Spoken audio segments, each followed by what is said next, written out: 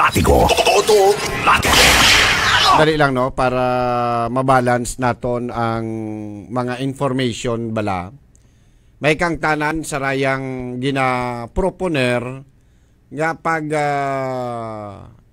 construct no o putang tabi nga pag-establishar kurayang ginatawag nga crematorium no para sa information itaton mga pumuloyo raya hay isang kapasilidad nga may anda nga ginabutang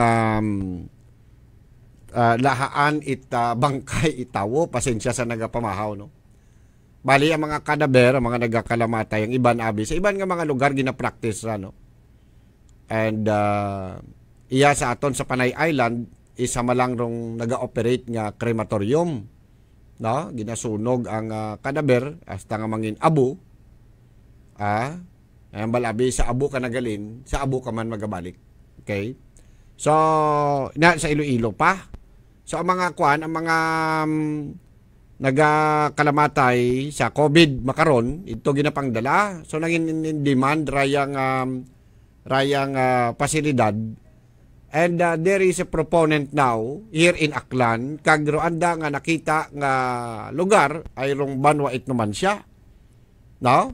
So nakipag I think hinon-anon sanda sa LGU and ang identified nga lugar hayrong municipal cemetery nga napahamtang sa barangay Badyo. Todo Latigo. Latigo. So ginakulbaan ng mga tawo nga base kuno balarayang crematorium magdulot it hazard no sa andang health in particular mga abyan. So may mga base nga ginatawag.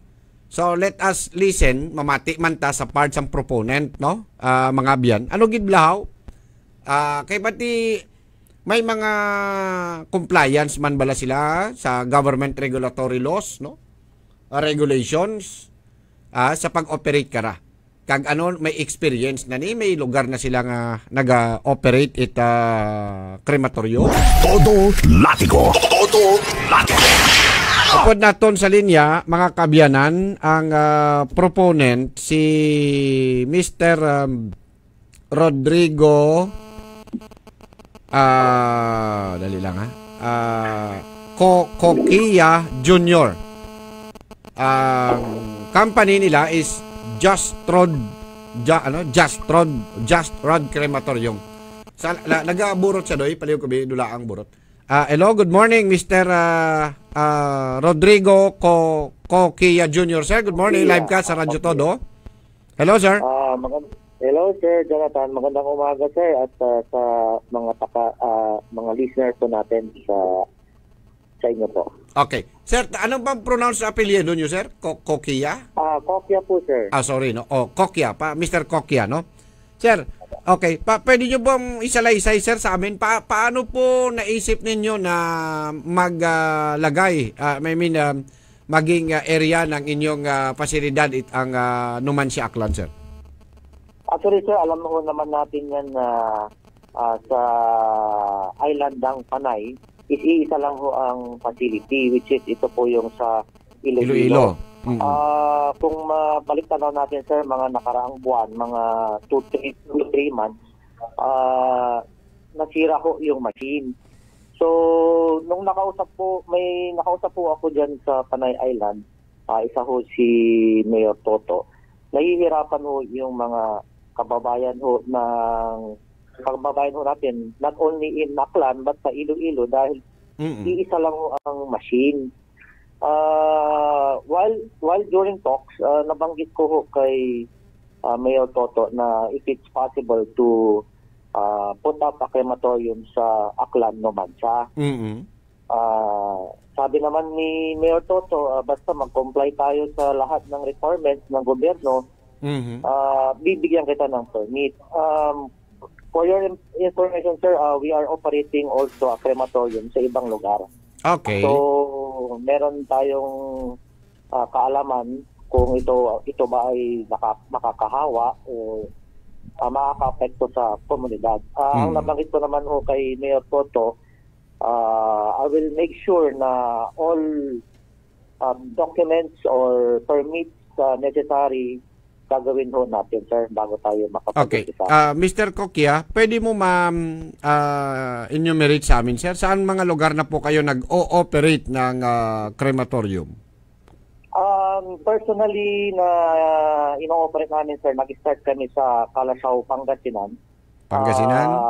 Nag-start po kami 2017. Okay. And, 2017. meron din ho tayo, importer din po kami kasi, sir. So, meron kami iba-ibang site na na-installan na. Meron tayo sa Isabela, meron tayo sa Pasig, meron tayo sa Malabon, meron tayo sa Davao. So, anywhere in the Philippines po, nakapag-install na tayo ng machine, sir. Okay. Yung mga lugar po ba na ito, ano po ang criteria, no? Sa mga lugar na nilalagyan ninyo, sir? Thickly populated ba siya? O nasa bundok, nasa malayong lugar? Anong mga characteristics po ng lugar na pinagtayuan ng inyong mga crematorium, sir? Kung tatanungin ho natin, sir, yung existing na machine namin sa Calasaw, Pangasinan, medyo malapit ho sa bahay. So, ang recommendation ho ng mga sangay ng gobyerno is taasan natin yung chimney para hindi siya maka-apekto sa mga bahay na magkatabi. Yung mga tinatayuan namin, sir, at least 100 to 150 away from the Meters? Meters. Yes, sir. 100 to 150 meters away sa mga bahay-bahay. Okay. Sa mga bahay-bahay. Ano, sir, ano tong machine na nilalagay ninyo, sir? Paano natin mapasiguro na itong machine na to pag sinunog pag sinunog niya diyan tsaka yung ibubuga niyang usok ay compliant, sir, sa mga sanitary, environmental and health laws? Yung machine na ilalagay natin diyan, sir, pumasa naman ho yan sa DNR kasi meron ho tayong mga ibang lugar na na-installan na. Gaya nung explanation ko ho kay Mayor Toto, the only reason ho na uusok yan ng medyo maitim kung yung cadaver, which is ang ruling po by DOH, hindi ho namin pwedeng buksan. So, yan ho yung batas na sinabi ng DOH na once dumating sa facility yung mga cadaver, hindi na namin pwedeng buksan. Kadalasan kung mausok ko talaga, maraming nakalagay na damit o kaya unang coming from the hospital. Is yung mga yun, is hindi namin pwedeng tanggalin or buksan yung cadaver kasi yun ang ruling coming from DOH. Okay, pero teka, sir. I can assure kasi dihasa na rin ho kami sa pag-ooperate. Alam na ho namin yung mga techniques para maiwasan po ito. And in terms ho, sir, sa binabanggit natin, sir, sa baka may gusto magtanong, may iniinit ba ito na any liquid? Bali yung machine natin, sir, wala ho siyang iniinit na any liquid. Kasi any liquid na papasok ko sa chamber, susunugin po niya. Teka, sir, no? Sir, mag-evaporate. wait lang, sir. Doon tayo sa machine. So, anong tawag ninyo dyan sa machine, sir? Chamber? Sa machine, yun po, crematory machine. Crematory machine. Gaano kalaki ito, sir? Gaano kainit ang temperature dyan na susunog? Paano siya sinusunog? Anong ginagamit na pang-sunog? Ang ginagamit natin na pangsunog, sir, is diesel. Diesel. So, umaabot sa temperatura na 500 to 700 degrees Celsius. Wow, grabe. Grabing init nun, ha? Okay. Kaya, So, bali, ang any liquid po na papasok sa chamber, sir, Okay. Mr. Kokya, sir, teka, sir. evaporate. Bali, halimbawa, dumarating yung cadaver sa facility ninyo, ganito yan, no? Para ma-establish natin, nag-i-stay ba yan ng matagal na expose ang cadaver? O naka-cadaver bag? Naka-ano? Once na may nagpa-schedule na, sir, right away, dapat natin sunugin na. As per ruling kasi ng DOH, within 12 hours dapat masunog na siya or direct burial. Okay. So yun yung mga alituntunin na sinusunod ho namin. So pagdating, immediately, no, soon as possible, best wag lalampas ng 12 oras. Yung counting po ba ng 12 oras ay kailan mag-uumpisa? From the time of death or from the time of arrival ng cadaver? From the time of death, sir. From the time of death. Okay. Yes, So sir. kung within aklan lang naman namatay, lalo-lalo na kung COVID, malapit lang, no? Mapuntahan yung proposed site ninyo dito sa Numancia. So for sure Yes, sir. makakahabol. Now pagdating yan, sir, mga ilang oras pa ang maximum na ina-allowed sa inyo sa preparation po before ang pagsunog? The preparation, ano lang sir, pagdating, dinidisinfect po natin yung cadaver.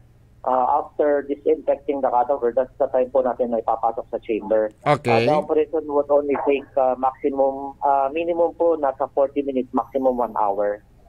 Aha. Okay. So pagpasok So, sa pagpasok sa chamber, sir, ilang minuto 'yan, sir, na susunugin sa loob ng 500 degrees Celsius?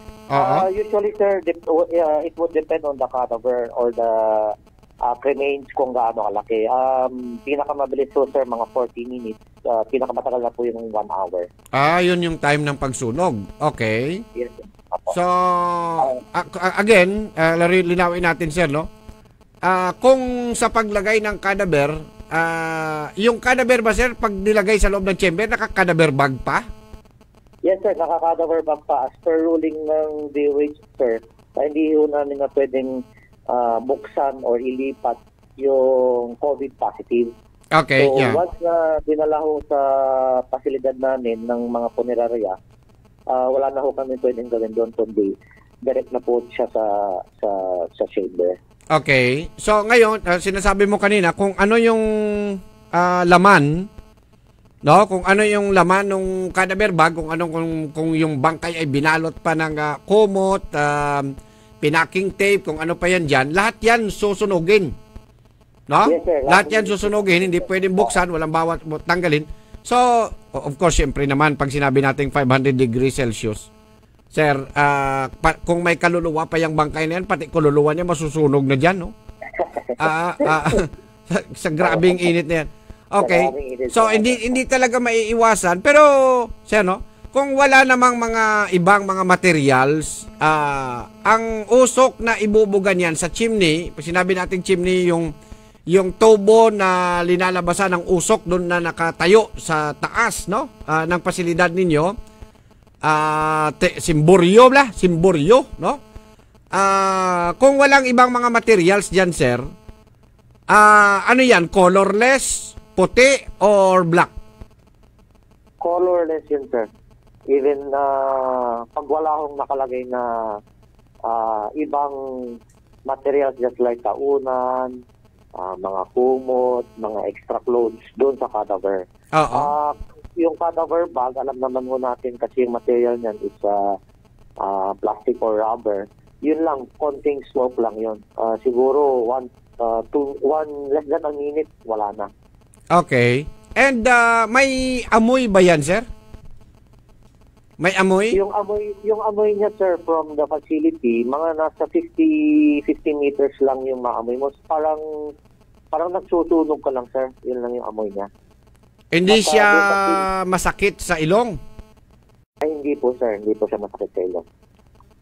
Parang nagsusunog ng ano, sir? Kasi marami susunog. May pag yung goma, sinunog mo, masakit sa ilong. Kahoy, sir, na may amoy lang yung naamoy mo. Parang nagsusunog lang ng kahoy o dahon. Oo. And, sir, yung maaabot, sir, nung amoy, usually, within... yung amoy nasa within the vicinity lang yun, sir. 50 meters radius. So, kung compliant ka sa minimum 100 meters away sa mga residential houses, so ang mga bahay, mga tao doon, hindi na makakaamoy. Hindi na nila maaamoy. Tama ho tayo dyan, sir. Kasi sabi mo hanggang 50 meter radius lang ang pwedeng may maamoy pa. Depende ba yan, sir, sa hangin pa? Lakas ng hangin? Or na-factor na natin dyan yung lakas ng hangin?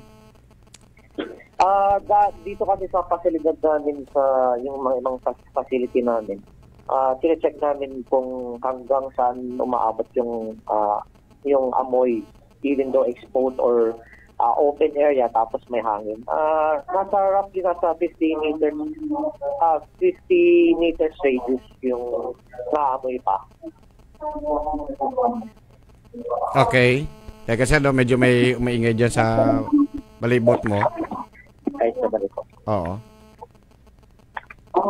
Okay. Sir, anong mga necessary permits po ang kino-comply ninyo bago kayo mag-operate ng crematorium? I mean, sanitary permit, DENR permit, what? Yun sir, sanitary permit, ongoing na ho yung permit natin for DENR. Yun, kino-comply natin yung requirements for barangay and for mayor's permit. Mm-hmm. Okay. About sa DENR, sir, anong permit sir ang kinukuha niyo? Under kami ng yung sa CNC, Certificate of Non-Coverage. Okay. CNC. So it means to say, hindi kayo required na kumuha ng ECC. Based sa guidelines po nila, nasa under CNC po kami, sir.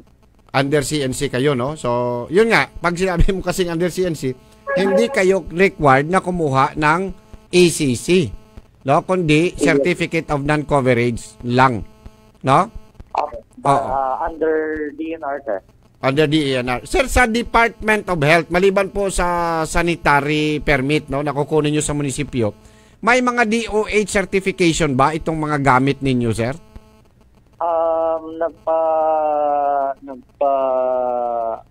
Nag-ask na rin ako ng tulong sa DOH dyan sa naman siya. Base naman host nila is ang mas nakakaintindi ng regulasyon is ang DNR. So sabi naman nila is whatever permits na kailangan nyo pa, please comply with the requirements, sabi naman ng DOH. Okay. Alright. Now, alimbawa, sir, na nag-operate na kayo within the area, no? Okay. Tapos, nagkaroon ng insidente. Halimbawa, mayroong nagkasakit. No? Halimbawa, na nagkaroon ng nagkasakit and upon the investigation, for example, lumalabas na ang sakit ay na-trigger because of the operation of the crematorium. May mga nakahanda po ba kayong tulong sa mga tao, if ever kung meron man na mangyari, although sa tingin natin that's very far from possibility, but if ever lang na may mangyari, sir, meron po ba kayong mga assistance na binibigay sa mga tao? Base ho sa explain ko lang sa Doc. Base ho sa aming local RHU sa Kalasyaw, itong pasilidad namin is hindi naman siya nakaka-apekto sa respiratory una. Pangalawa, hindi siya nakakaroon ng mga skin diseases ang mga tao sa paligid namin. So just in case na mangyayari dyan, siguro hihingi kami ng tulong sa local RHU if doon ba talaga galing sa pasilidad namin. Yun nga. Kasi base sa operation namin ngayon, almost more than 1.5 years na tayong nilalabanan natin itong pandemic. Wala naman ho na parita dito ho sa katabing mga bahay sa pasilidad namin. And just in case lang, for the information po, Sir Jonathan, nakipag-coordinate din po ako sa RHU ng Numancia na mag-profiling muna. Dapat. Profiling muna, baseline data, no? Actually, recommendation din po ni Dr. yon na mag-profiling kami para at least alam ho namin kung talagang nakaka-apekto ba ito sa kalusugan ng tao sa Barangay Badyo. Baseline data gathering, sir, it means na kunan nyo muna dyan ang data yung mga tao. Meron ba dyan mga matatanda? Meron ba dyan may sakit na? May asthma? May mga respiratory problems? No? And other, may mga may allergy dyan. So that if ever na mag-operate kayo at mayroong mangyari, sisingilin kayo, nagka-asthma yung anak ko dahil sa crematorium nyo. So at least before kayo mag-operate, alam niyo na may asthma na yan. Di ba? May sakit na yan. So ibig sabihin, wala pa yung crematorium, may sakit na. Mga ganun ba, sir? Di ba? Yun ang kahalagahan ng profiling, no? Apo. Aside from yun po, magkakandak po ang RH ng profiling. Just in case lang, sir, na meron hong magkakasakit na ang dulot ng sakit niya is sa crematorium, wala naman hong problema na mag-assist din naman kami. Okay. In coordination naman sa barangay, nakausap ko rin ho si Kapitan kung ano yung pwede naming may tulong sa community. Gagawin ho namin. Nag-request ho, pag may request ho sila, pwede naman ho namin tignan kung kaya ho namin i-extend yung aming financial assistance sa barangay Badyo kung ano man yung pwede nilang i-request. Okay, sige. By the way, nakakausap nyo na ba yung mga local officials, sir? Lalo-lalo ng mga barangay? Si Cap Bong Crispino? Si Kapitan, nung last, nakausap po sila nung nandyan ho ako sa Numancia. Okay. So, naipaliwanag nyo naman ito sa kanila, sir? Bali, nandun ho sila during session ho. In-explain ko ho kasi kung ano yung advantage and disadvantages ng crematorium. Okay. So, sa tingin ko ho, na malinaw naman sa kanila na itong pasilidad na ito is makakatulong sa bayan ng Numancia, hindi lang ho sa bayan ng Numancia, sa buong probinsya ng Aklan. Yes, actually. Oo. Lalong-lalo na sa disposal of cadavers, no? Na mga na namatay dahil sa COVID. Kasi ngayon ang nangyayari, nililibing lang sa mga sementeryo and ano yan disponeering, no? Disponer lang yung ginagawa namin dito. Although it's sealed na mga kabaong daw, 6 feet below the ground, mga ganyan. Hindi ho natin alam yung effect niya after some time. Oo, after some time. Preferably, maganda talaga na sunugin. COVID positive. Oo. Dapat talaga sunugin, no? Sir. Okay. So, anyway, yung nabalitaan ko rin, sir, na kaya rin kami nag-decide kung bakit mag-put up ng crematorium kasi meron ho akong nakausap na isang funeral dyan. Sabi niya, nag-aantay sila ng 5 to 7 days bago ho ma-receive. Kung ako ho yung pamilya nung namatay, sobrang haba ho na yung waiting nila. Okay. Kaya rin po kami nag-decide na mag-put up ng crematorium. And yun nga ho, na hindi lang ho ito makakatulong sa bayan ng Numancia, but sa buong lalawigan ng Aklan. Yeah, okay. Now, sir, may mga possibilities ba or are you open, no? Halimbawa na magkaroon ng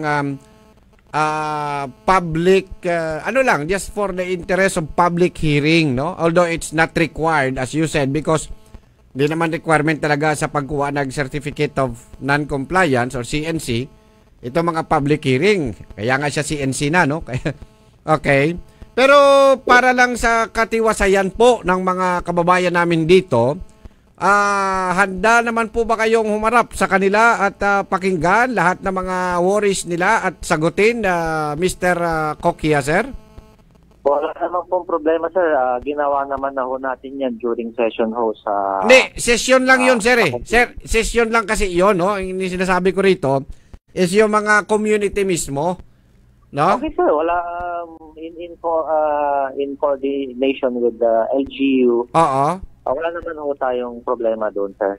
Okay, sige. Sir, balik, teka lang. Ano ba tong lugar? Anong arrangement ninyo with the local government? Is it joint venture or rental? What?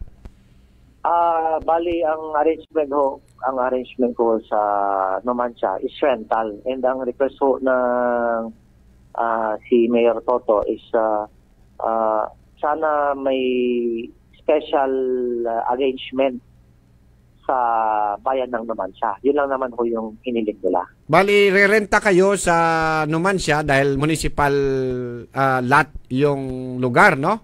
Sa Tama ho. sa may sementeryo at the back. May mga video kita dadoy. Okay.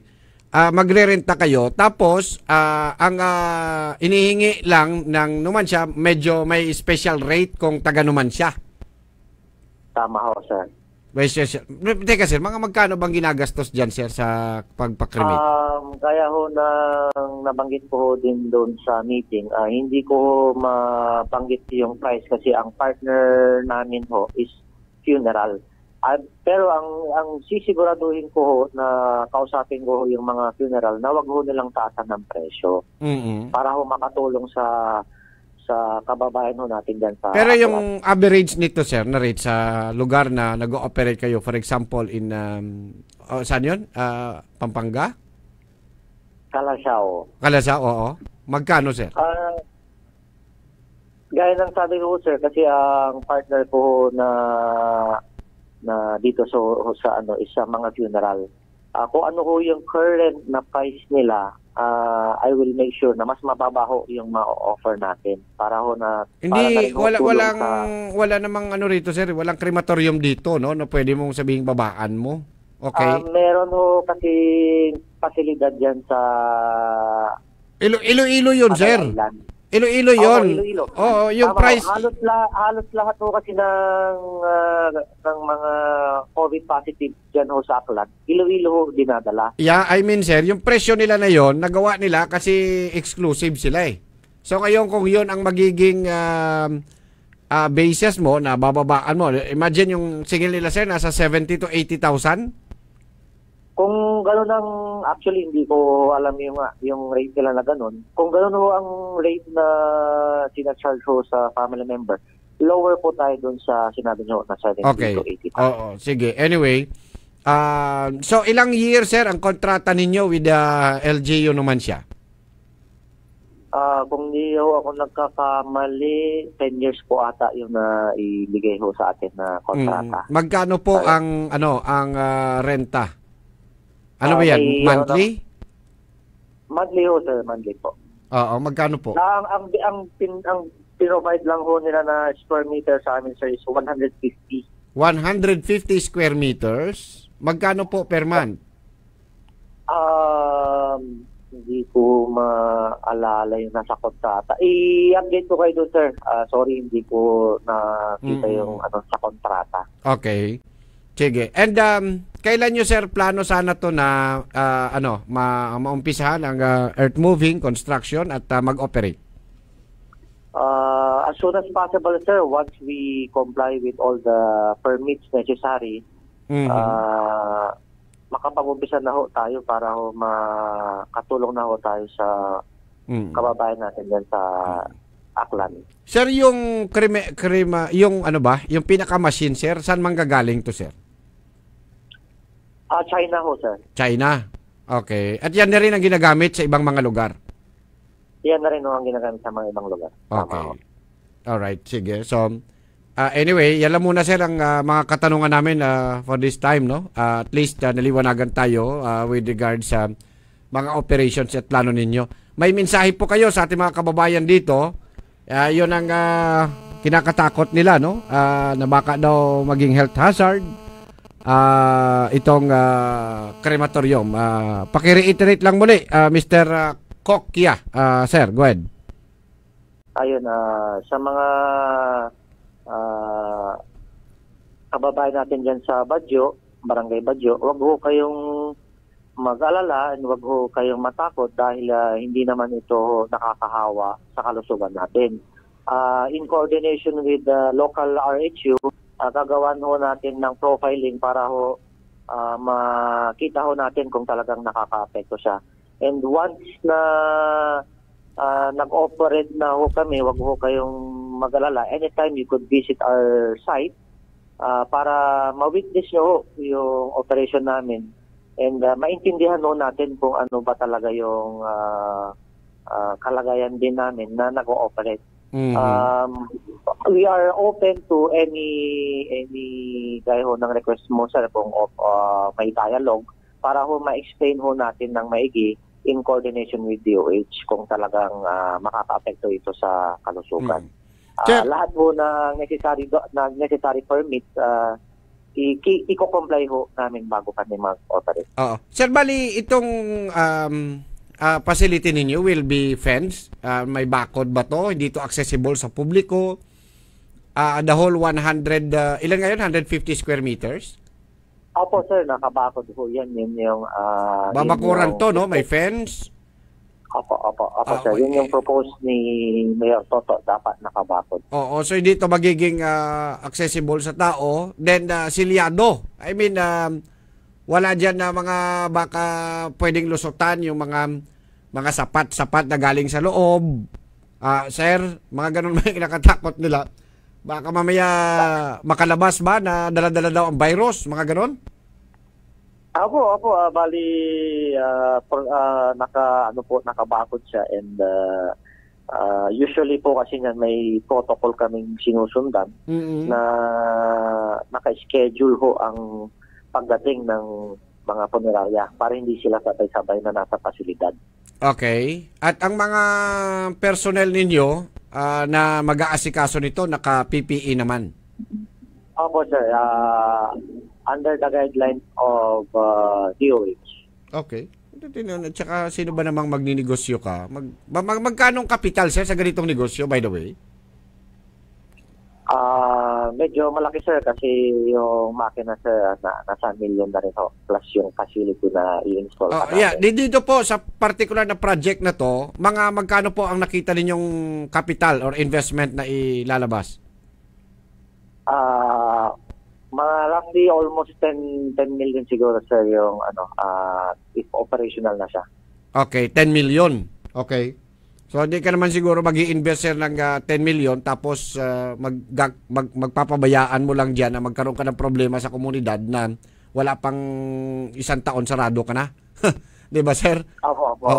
Kaya pag nag-invest ka you will make sure talaga na you will not violate any laws that will be immaterial para ipasarado ka, 'di ba? Tama. So kung meron mang dapat nga mag-isip kung paano sisiguraduhin na walang problemang idudulot ang pasilidad ay mismo yung investor, no? Dahil hindi ka naman magi-invest para manghalit ka lang diyan sa komunidad mo, sa mga neighbors mo na araw-araw puro kareklamo, binobombardiyo ka ng radyo ng tao. Di ba sir? So,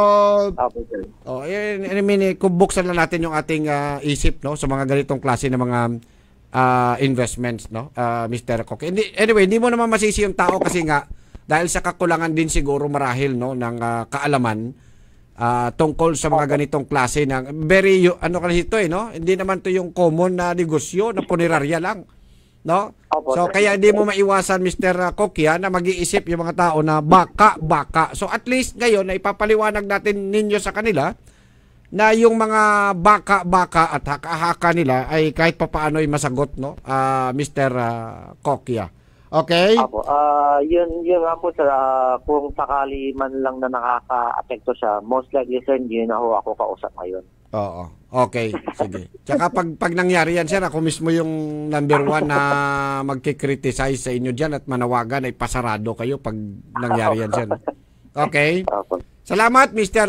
Rodrigo Kokya Jr. Salamat, Sir Jonathan, at sa mga listener niyo po. Salamat. Magandang umaga. Mr. Rodrigo Kokya Jr. Ano yung company niya, partner? Just Rod Crema Torium. Matalinong talakayan, masarap pakinggan. 88.5 Radyo Todo Aklan, ang bagong radyo ng bayan. So there you are mga kaabyana no. Ang kwanto gin-try gin naton nga maabot gid sila batian ta kay daway ni kaagi goro na interview ni sila no. So para nga ang aton nga mga agam-agam sa mga pumuloyo, although naintindihan ako mga biyan, let us open our mind mo. Let us balance it, no?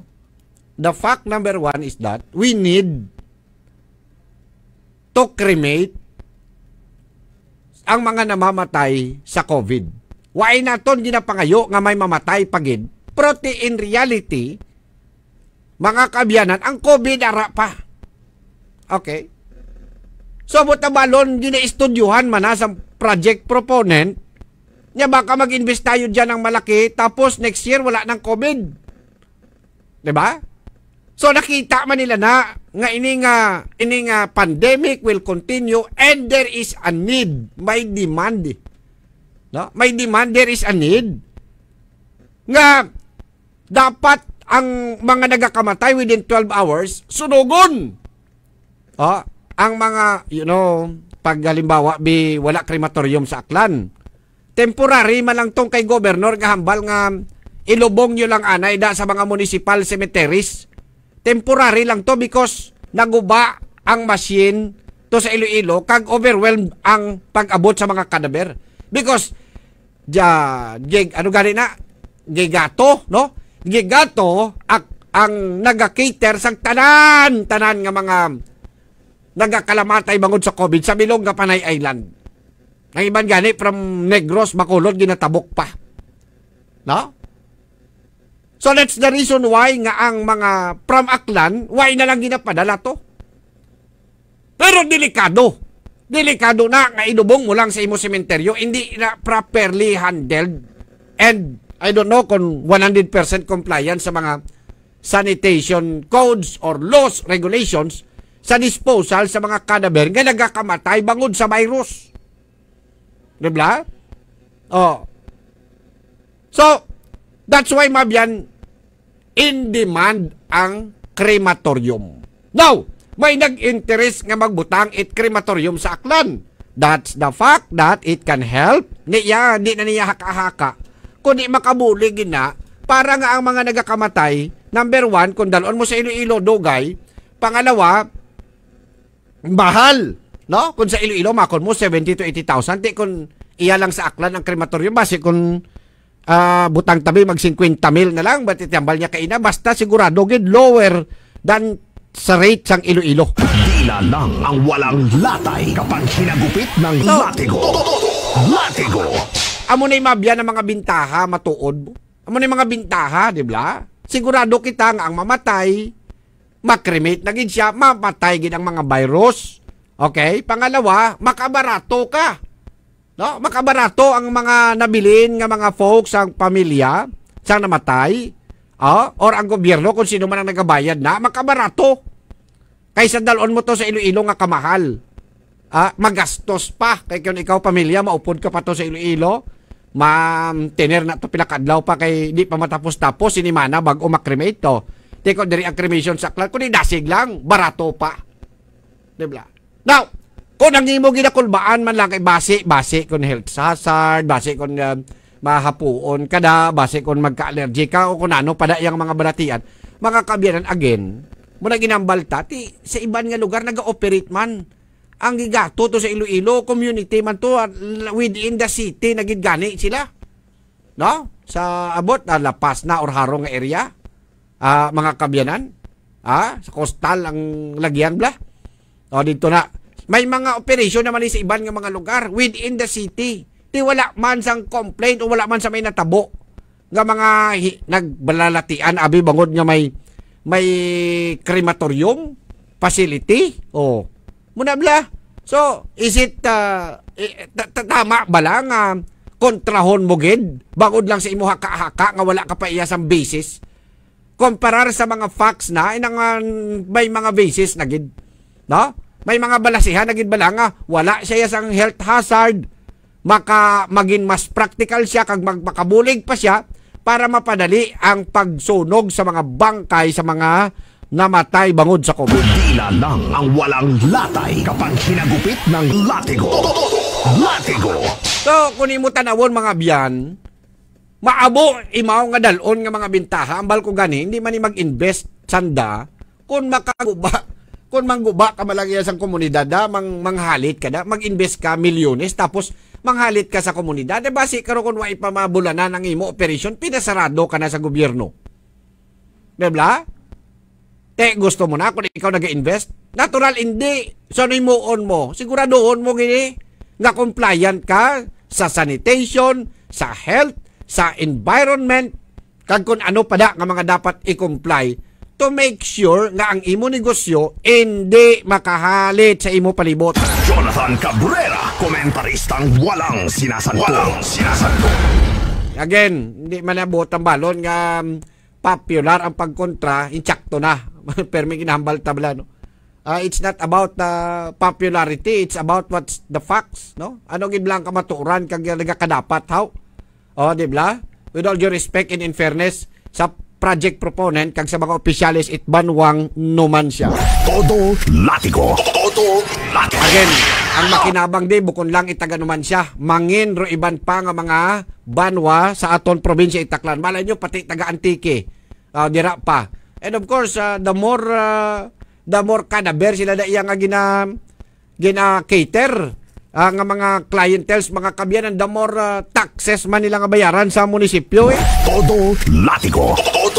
Okay, so hagan-hagan lang sa aton mga pumuloyo, no? Anyway, kung gusto nyo man silang ipatawag pagid nga magatubang pagida sa publiko, sa plaza o sa gym daw, kundi nga mga covered court nga mapresentar sila, why man problema, sabto nilang tanan nga mga pamangkot kung may pamangkot pagid kamo nga nabilin. Tila lang ang walang latay kapag hinagupit ng latigo. Latigo.